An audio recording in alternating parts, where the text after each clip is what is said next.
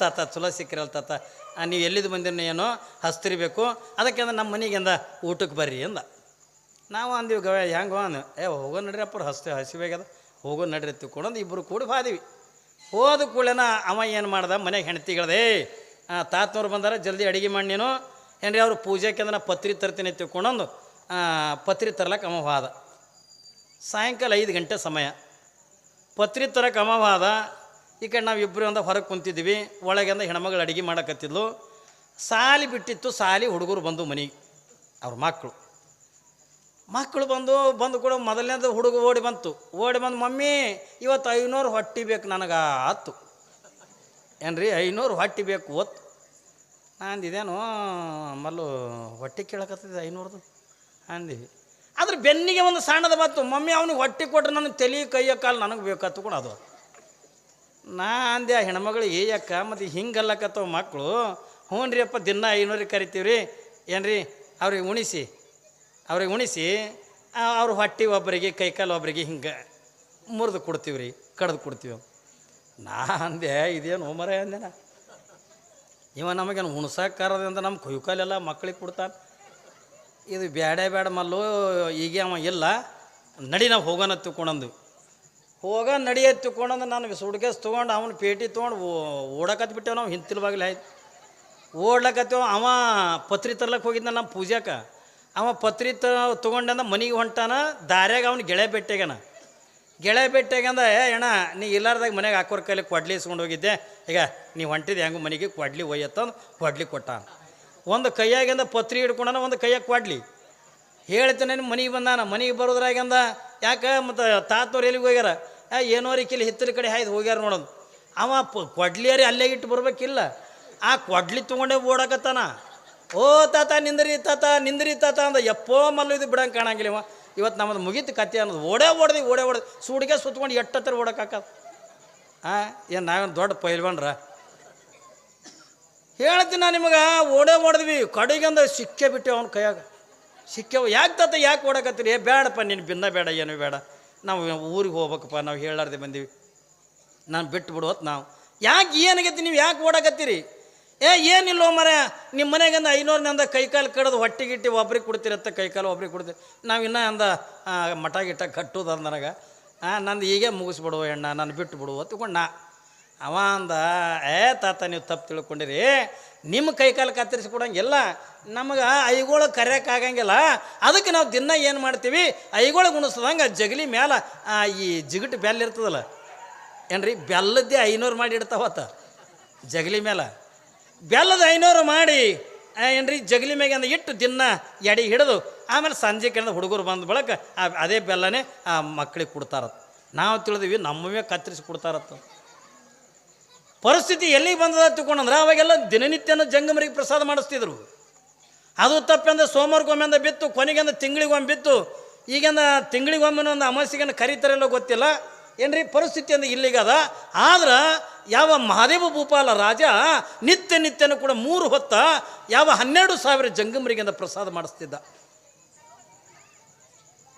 ಯಾವಾಗ ಮಡಿವಾಳ ಮಾಚೇನವ್ರು ಅಂತಾರೆ, ಏನಂತಾರ ನೋಡ್ರಿಪ್ಪ ಬಸವಣ್ಣವ್ರೆ, ನೀವು ಹೋಗಿ ಅಂದ ರಾಜನಿಗೆಂದ ಕೇಳಿದ್ರೆ ಜಂಗಮರ ಕೊಡಂಗಿಲ್ಲ. ಯಾಕ ಜಂಗಮರ ತಗೊಂಡ್ರೆ ಪಂಚಪ್ರಾಣ, ಯಾಕೆ ಪಂಚಪ್ರಾಣ ತಗೊಂಡ ಕೇಳಿದ್ರೆ ಜಂಗಮರ ಬಗ್ಗೆ ಅಂದ ಅರ್ಥ ಮಾಡ್ಕೊಂಡಾನೆ. ಸಾಕ್ಷಾತ್ ಭಗವಂತನ ಸ್ವರೂಪನೇ ಯಾವ ಒಬ್ಬ ಜಂಗಮ ಮೂರ್ತಿ ಅಂತ ಅನ್ನೋದನ್ನು ಅರ್ಥ ಮಾಡ್ಕೊಂಡಾನೆ. ಅವ್ನು ನಿಜವಾಗ್ಲೂ ಕೂಡ ಜಂಗಮನ ಅವತಾರನೇ. ಹೆಂಗ ಹೇಳ್ತಾರಲ್ಲ, ಜಗಕ್ಕೆ ಕಳುಹಿದಳ ಪುತ್ರನ ತಿಳ್ಕೊಂಡಂದು ಜಂಗಮರಿಗೆಂದ ಭೂಮಿಗೆಂದ ಸಾಕ್ಷಾತ್ ಪರಮಾತ್ಮನ ಸ್ವರೂಪನೇ ಜಂಗಮರಿಗೆಂದ ಭೂಮಿಗೆಂದ ಕಳಿಸಿರ್ತಾರೆ. ಅದಕ್ಕಾಗಿ ನಿಮ್ಮ ಮನೆಗೆಂದ ಸ್ವಾಮಿಗಳು ಬಂದು ಊಟ ಮಾಡುವಾಗ ಅವರೊಂದು ಮಂತ್ರ ಅಂತಾರ. ಊಟದಕ್ಕಿಂತ ಮೊದಲ ಏನ್ರಿ ನೀವು ಸಾಷ್ಟಾಂಗ ಹಾಕಿರ್ತೀರಿ, ಯಪ್ಪ ಭಕ್ತ ಆಟ ಬಿದ್ದಾನ್ರಿ ಅಂತಾರ. ಯಪ್ಪ ಭಕ್ತ ಆಟ ಬಿದ್ದಾನ್ರಿ ಇಟ್ಟಂದ ಬಳಕ ಅವೊಂದು ಮಂತ್ರ ಅಂತಾನ. ಏನಂತ? ಶಿವಯೋಗಿನೇ ಸಂತೃಪ್ತೆ ತೃಪ್ತಿಯೋ ಭವತಿ ಶಂಕರ ತೃಪ್ತ ತನ್ನಮಯಂ ವಿಶ್ವಂ ತೃಪ್ತಿ ಮೇತಿ ಚರಾಚರಮತ್. ಈ ಮಂತ್ರ ಅಂದೇ ಊಟ ಮಾಡ್ಬೇಕವ. ಒಂದು ವೇಳೆ ಈ ಮಂತ್ರ ಅಲ್ಲಾರ್ದೇ ಊಟ ಮಾಡಿದ್ನು ತಗೊಂಡು ಜಂಗಮನೇ ಅಲ್ಲ. ಅವ ಏನು ಅನ್ಬೇಕು? ಶಿವಯೋಗಿನೇ ಸಂತೃಪ್ತೆ ತೃಪ್ತಿಯೋ ಭವತಿ ಶಂಕರ ತೃಪ್ತ್ಯ ತನ್ಮಯಂ ವಿಶ್ವಂ ತೃಪ್ತಿ ಮೇತಿ ಚರಾಚರಮತ್. ಹಿಂಗಂದ್ರೆ ಏನ್ರಿ ಎತ್ತುಕೊಂಡದ ಕೇಳಿದ್ರೆ ಅದರ ಅರ್ಥನೇ ಭಾಳ ಸರಳದೆ. ಶಿವಯೋಗಿನೇ ಸಂತೃಪ್ತೆ ತೃಪ್ತೋ ಭವತಿ ಶಂಕರ. ಒಬ್ಬ ಜಂಗಮ ಮೂರ್ತಿ ಊಟ ಮಾಡಿದ್ರೆ ಸಾಕ್ಷಾತ್ ಪರಮಾತ್ಮನೇ ಊಟ ಮಾಡ್ದಂಗೆ. ಏನ್ರಿ ಇದರ ಅರ್ಥ? ಒಬ್ಬ ಜಂಗಮಾಮೂರ್ತಿ ಊಟ ಮಾಡಿದ್ರೆ ಸಾಕ್ಷಾತ್ ಪರಮಾತ್ಮನೇ ಊಟ ಮಾಡ್ದಂಗೆ. ಮತ್ತು ಒಬ್ಬ ಪರಮಾತ್ಮೆಯಿಂದ ತೃಪ್ತಿ ಆತ್ಮ ತಿಳ್ಕೊಂಡಂದ್ರೆ ಜಗತ್ತಿನ ಎಲ್ಲ ಜೀವಿಗಳೆಲ್ಲ ತೃಪ್ತಿ ಇರ್ತಾವತ್ತು. ಏನ್ರಿ? ಒಬ್ಬ ಭಗವಂತ ತೃಪ್ತಿ ಆದ್ಮತ್ತಂದ್ರೆ ಜಗತ್ತಿನ ಎಲ್ಲ ಜೀವಿಗಳೆಲ್ಲ ತೃಪ್ತಿಯಾಗಿರ್ತಾವತ್ತು. ಇದು ಮಂತ್ರದ ಅರ್ಥ. ಈ ಅರ್ಥವನ್ನು ಅರ್ಥ ಮಾಡ್ಕೊಂಡಿರ್ತಕ್ಕಂಥವರೇ ಶರಣರು. ಅದಕ್ಕಾಗಿಯೇ ಬಸವಣ್ಣ ನಿತ್ಯ ನಾವು ಲಕ್ಷದ ಮೇಲೆ 96,000 ಜಂಗಮರಿಗೆ ಊಟ ಮಾಡಿಸ್ಬೇಕು. ಇಲ್ಲಿ ಮಹಾದೇವ ಭೂಪಾಲ 12,000 ಜಂಗಮರಿಗೆ ನಿತ್ಯ 3 ಹೊತ್ತಿಂದ ಪ್ರಸಾದ ಮಾಡಿಸ್ತಿದ್ದ. ಯಾವಾಗ ಮಡಿವಾಳ ಮಾಚನವರಿಂದ ಹೇಳಿದಾಗ ಅವಾಗಿಂದ ಬಸವಣ್ಣವ್ರಂತಾರೆ, ಏನಾರೆ ಮಾಡಬೇಕು, ಹೆಂಗಾರೆ ಮಾಡಬೇಕು, ಹೋಗಿಂದ ಆ ಕಾಶ್ಮೀರ ದೇಶದೊಳಗಿರ್ತಕ್ಕಂಥ 12,000 ಜಂಗಮರನ್ನು ಕರ್ಕೊಂಡು ಬರಬೇಕಂತ ತಗೊಂಡು ಬಸವಣ್ಣ ಅವತ್ತು ಮಂತ್ರಿಯಾಗಿಂದ ಕಾಶ್ಮೀರಕ್ಕಿಂದ ಹೋಲಿಲ್ಲ ಏನ್ರಿ, ಒಬ್ಬ ಶರಣನಾಗಿಂದ ಕಾಶ್ಮೀರಕ್ಕಿಂದ ಹೋಲಿಲ್ಲ, ಒಬ್ಬ ಭಿಕ್ಷುಕನಾಗಿ ಒಬ್ಬ ಶೆಟ್ಟಿಯಾಗಿ ಕಾಶ್ಮೀರಕ್ಕಿಂದ ಹೋಗಿ ಆ ಜಂಗಮರಿಗೆಲ್ಲ ಉಣಿಸಿ ತಿನ್ನಿಸಿ ಅವರು ಮನಸ್ಸಂತಕ್ಕಂಥ ಹೊಲಸಿಕೊಂಡು ಆ ಕಾಶ್ಮೀರದಿಂದ ಜಂಗಮರನ್ನು ಕಳತನ ಮಾಡ್ಕೊಂಡು ತಂದತ್ತು. ನೋಡ್ರಿ ಬಸವಣ್ಣವ್ರು ಏನು ಕಳತನ ಮಾಡ್ಯಾರ? ಬಸವ ಪುರಾಣ ಹತ್ಕೊಂಡು ನೀವು ಕೇಳಿರಬೇಕು. ಬಸವಣ್ಣವ್ರದ ಇನ್ನೊಂದು ಪುರಾಣದ ಚೋರ ಬಸವ ಹತ್ತಿಕೊಂಡದ ಪುರಾಣದ, ಅಂದ್ರೆ ಕಳ್ಳ ಬಸವಣ್ಣ ಹತ್ತಿಕೊಂಡದ ಪುರಾಣದ. ಕಳ್ಳ ಬಸವಣ್ಣ ಹತ್ತಿಕೊಂಡದ ನಮ್ಮಂಗೆ ರೊಕ್ಕ ಕಳತನ ಮಾಡಲಿಲ್ಲ, ಆಸ್ತಿ ಕಳತನ ಮಾಡಲಿಲ್ಲ ಏನ್ರಿ, ನಮ್ಮಂಗಂದ ಏನು ಬಂಗಾರ ಬೆಳ್ಳಿ ಅಂತಕ್ಕಂಥ ಕಳತನ ಮಾಡಲಿಲ್ಲ. ಬಸವಣ್ಣವ್ರು ಏನು ಕಳತನ ಮಾಡ್ತಾರತ್ತಂದ್ರೆ ಜಂಗಮರನ್ನು ಆ ರಾಜನಿಗೆಂದ ಗೊತ್ತಾಗಲಾರ್ದೇ ತರುವುದಕ್ಕೆಂದ ಕಳತನ ಅಂದ್ರೆ ಅಟೆ. ರಾಜನಿಗೆ ಹೇಳಲಾರ್ದೇ ಯಾವಾಗಿಂದ ತೊಗೊಂಡು ಬಂದರು 12,000 ಜಂಗಮರನ್ನು ತಂದರು. ಯಾವಾಗಿಂದ ಕಾಶ್ಮೀರ ದೇಶದ ರಾಜ ಅಂದ, ಯಾವ ಜಂಗಮರ ಇರದೇ ಇರ್ತಕ್ಕಂಥ ಈ ರಾಜ್ಯ ನನಗೆ ಬೇಕಾಗಿಲ್ಲ ಅಂದ.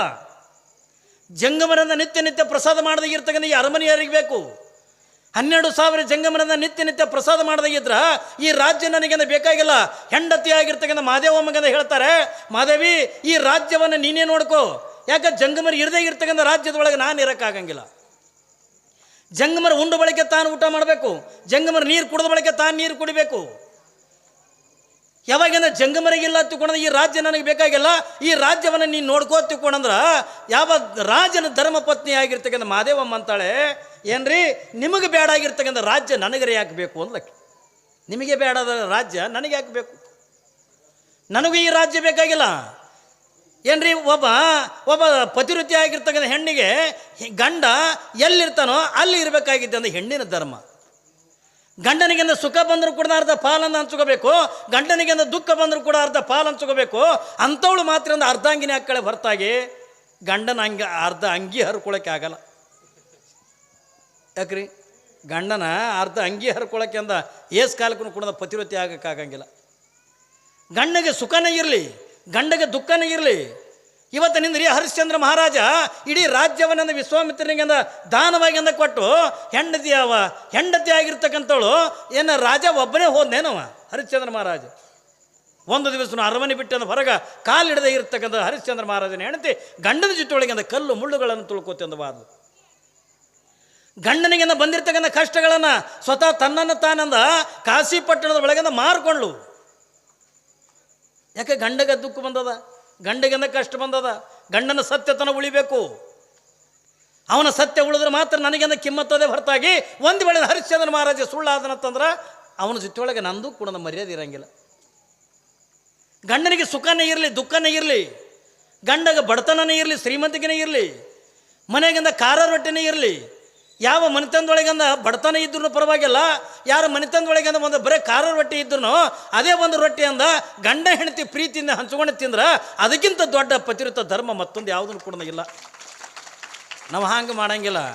ನಾವು ಹಂಗೆ ಮಾಡ್ತೀವೇನ್ರಿ? ಮಗ್ಗಲು ಮನೆಯಕ್ಕೆ ಟಿ ವಿ ಇತ್ತಂದ್ರೆ ಆಕಿನಕ ದೊಡ್ಡ ಟಿ ವಿ ತರ್ಬೇಕು ನಾವು. ಅದು ಗಂಡ ಸಾಲ ಯಾಕೆ ಮಾಡ್ಕೊಂಡು ಹೋಗಲಕ್ಕ, ಹೊಲ ಯಾಕೆ ಮಾರ್ಕೊಂಡು ಹೋಗಲಕ್ಕ. ಮಗ್ಗಲು ಮನೆಯವ್ರಿಂದ ಏನು ಮಾಡ್ತಾರಲ್ಲ, ನಮಗೆ ಏನಿರ್ತದ ಇದು ಶರಣ ತತ್ವ ಏನದತ್ತಂದ್ರೆ ಹಾಸಿಗೆಟ್ ಇರ್ತದ, ಆಟೆ ಕಾಲು ಚಾಚಬೇಕು. ಶರಣ ತತ್ವ ಬೇರೆದೇನು ಹೇಳಂಗಿಲ್ಲ. ಏನು ಹೇಳ್ತದ? ಇವತ್ತು ಶರಣರು ಬಸವಣ್ಣವ್ರು ಈ ನಾಡಿಗೆಂದು ಬಿಟ್ಟು ಹೋಗಿದೆ ಅಂದ್ರೆ ಎರಡು ಮಾತು ಕಲ್ಪನೆ ಇಲ್ಲ. ಅವರು ಸಾವಿರ ವಚನ ಬರಿವಲ್ರಕ್ಕ ಏನ್ರಿ? ಬಸವಣ್ಣನವರು ನಮ್ಮ ನಾಡಿಗೆಂದ ಕೊಟ್ಟು ಹೋಗಿರ್ತಕ್ಕಂಥ 2 ಮಾತುಗಳನ್ನು ಅದಾವೆ. ಯಾವುದನ್ನು? ಸತ್ಯ ಶುದ್ಧವಾಗಿರ್ತಕ್ಕಂಥ ಕಾಯಕ ಮಾಡಬೇಕು, ನಿತ್ಯ ದಾಸೋಗ ಮಾಡಬೇಕು. ಕಾಯಕ ದಾಸೋಗ ಇವು ಎರಡನ್ನು ಕೊಟ್ಟು ಹೋಗಿರ್ತಕ್ಕಂಥವ್ರು ಬಸವಣ್ಣವರು. ನಾವು ಏನು ದಿನನಿತ್ಯನ ಕುಣದ ಕಾಯಕ ಮಾಡ್ತೀವಲ್ಲ ಅವತ್ತಿನ ಕಾಯಕ ಅವತ್ತು ಮುಗಿದು ಹೋಗಿಬಿಡ್ಬೇಕು. ನಾವು ಹಂಗಲ್ಲ, ನಮಗೆ ನಾಳೆಗೆ ಬೇಕು, ನಾಡದು ಬೇಕು. ಎಷ್ಟರ ಮಟ್ಟಿಗೆ ರೀ? ಯಾಕೆ ನಾವು ಗಳಿಸಿಡಬೇಕು, ಬ್ಯಾಂಕಿಗೆ ಇಡಬೇಕು. ನಮ್ಮಲ್ಲಿ ಒಬ್ಬ ದೊಡ್ಡ ಸಾಹುಕಾರ ಒಂದು ದಿವಸದಿಂದ ಅವನ ಕೈಯನ್ನ ಮುನಿಮಗೆ ಅಂತ ಹೇಳೋದು, ನೋಡಪ್ಪ ನನ್ನ ಬಳಿ ಸಂಪತ್ತು ಎಟ್ಟದ ಲೆಕ್ಕ ಮಾಡಿ ಹೇಳು ಅನ್ನೋದು. ಅವ ಅಂದ, ಮುನಿಮ ಸರ್ ಸಾಹುಕಾರ್ರೆ ನಿಮ್ಮಲ್ಲಿ ಅಂದ ಒಂದು ದಿವಸದಲ್ಲಿ ಲೆಕ್ಕ ಮುಗಿಯೋದನ ಅದು, ಒಂದು ವಾರ ಟೈಮ್ ಕೊಡಿ, ವಾರ ಟೈಮ್ ಕೊಟ್ಟ ಬಳಿಕ ನಿಮಗೆ ಹೇಳ್ತೀನಿ ಅಂದ. ಆಯ್ತಪ್ಪ ಒಂದು ವಾರ ಟೈಮ್ ತೊಗೊಂಡು ಹೇಳುವ ತಿಳ್ಕೊಂಡ್ರು. ಯಾವಾಗಿಂದ ಒಂದು ವಾರ ಬಿಟ್ಟು ಬಂದ ಬಳಿಕಂದ, ಯಾಕಪ್ಪ ಏಟದ ನನ್ನ ಬಳಿ ಸಂಪತ್ತು? ನೋಡ್ರಿ ಸಾವುಕಾರು, 7 ತಲೆಮಾರಿತನ ಕೂತ್ಕೊಂಡ್ರು ನಿಮ್ಮ ಮನೆಗೆ ಸಂಪತ್ತು ಸಭೆ. ಎಷ್ಟು ತಲೆಮಾರ? 7 ತಲೆಮಾರು ಕೂತ್ಕೊಂಡ್ರು ನಿಮ್ಮ ಮನೆಗೆ ಸಂಪತ್ತು ಕಮ್ಮಿ ಆಗಲ್ಲ ಅಂದ. ಇಟ್ಟು ಹೇಳಿದ ಕೂಡ ನಾವು ಸಾವುಕಾರ ಒಂದು ಸಮನು ತಳ್ಳಕತ್ತ ಏನ್ರಿ, ತಳ್ಳಕತ್ತ. ಅವ ಮುನಿಮಿ ಕೇಳ್ದ, ಯಾಕೆ ರೀ ಸಾವುಕಾರ ಇಟ್ಟು ಸಂಪತ್ತದ ಅಂತ ಹೇಳಿದ್ರು ನೀವು ಹಳ್ಳಿಕತ್ತಿರ್ಲಿ ಯಾಕೆ? ಅವಾಗ ಅವ ಅಂದ, ಇದು 7ನೇ ತೆಲಿಗೆ ಹಾಕದ, 8ನೇ ತೆಲಿಗೆ ಹ್ಯಾಂಗೆ ಮಾಡಲಿ ಎತ್ಕೊಂಡು ಚಿಂತೆ ಮಾಡಿ ಹೇಳಕತ್ತಾನ. ಇದು ನಮ್ಮ ಜೀವನ, ಇದು ಶರಣರ ಜೀವನಕ್ಕೆ ನಮ್ಮ ಜೀವನಕ್ಕೆ ವ್ಯತ್ಯಾಸ ಏನು? ನಾವು 8ನೇ ತಲೆಮಾರಿತನ ಲೆಕ್ಕ ಹಾಕಿದವರು ನಾವು. ಶರಣರು ಹಂಗಲ್ಲ, ಇವತ್ತು ಬೆಳಿಗ್ಗೆ ಕಾಯಕ ಮಾಡಿದಿವತ್ತಂದ್ರೆ ಸಾಯಂಕಾಲ ತನ ಅದರ ಬಂದಿರ್ತಕ್ಕಂಥ ಸಂಪತ್ತಿನೊಳಗೆ ದಾಸೋಗನು ಮಾಡಬೇಕು, ತಾವು ಊಟ ಮಾಡಿಂದ ಇರಬೇಕು, ಅವತ್ತು ರೊಕ್ಕ ಉಳಿಯಂಗಿಲ್ಲ. ಬಸವಣ್ಣ ಎದರಿಂದ ದೊಡ್ಡವನದ ಏನ್ರಿ? ಸುಮ್ಮನೆ ನಿಮಗೆ ಅಂದ ಕಲ್ಪನೆ ಹೇಳ್ತೀನಿ, ಬಸವಣ್ಣ ರಾಜ್ಯದ ಪ್ರಧಾನಮಂತ್ರಿ ಆದ. ಅಷ್ಟೇ ಅಲ್ಲ, ರಾಜ್ಯದ ಭಂಡಾರಿಯಾಗಿದೆ ಬಸವಣ್ಣ. ಭಂಡಾರ ತಗೊಂಡ್ರೆ ಗೊತ್ತದ ನಿಮಗೆ? ಇಡೀ ಬಿಜ್ಜಳ ರಾಜನ ಆಸ್ಥಾನದ ಒಳಗೆ ಎಷ್ಟು ಸಂಪತ್ತದಲ್ಲ ಎಲ್ಲವೂ ಕೂಡ ಬಸವಣ್ಣವ್ರ ಕೈಯಾಗಿತ್ತು. ಎಟ್ಟು ಗಳಿಸ್ಲಿಕ್ಕಿಲ್ರಿ. ಅವತ್ತಿನ ದಿನಮಾನದೊಳಗೆ ಬಿಜ್ಜಳ ರಾಜ ಬಸವಣ್ಣವ್ರ ಕೈಯಾಗಿ ಅಂದ ಕೊಟ್ಟಿರ್ತಕ್ಕಂಥ ಸಂಪತ್ತ ನಿಮ್ಮಂಥವ್ರ ಕೈಯಾಗಿ ಕೊಟ್ಟಿದ್ರ? ಅಪ್ಪಿತಪ್ಪಿ ನಿಮ್ಮಂಥವ್ರ ಕೈಯಾಗಿ ಕೊಟ್ಟಿದ್ರಿ. ಇಡೀ ರಾಜ್ಯನೇ ಬೋಳಿಸಿ ಬರ್ತಿದ್ದೇವೆ ನಾವು. ಹೇಗ್ರಿ ಅಂತಿರ್ತೀವಿ, ಇಲ್ಲ ಸುಮ್ಮೊಂದು ಹಾಸ್ಯಕ್ಕೆ ಅಂತ ಹೇಳ್ತಿರ್ತೀವಿ. ಯಾವನ ಒಬ್ಬ ಸುಡುಗಾಡು ಸಿದ್ದು ಬಂದಿದ್ದತ್ತು,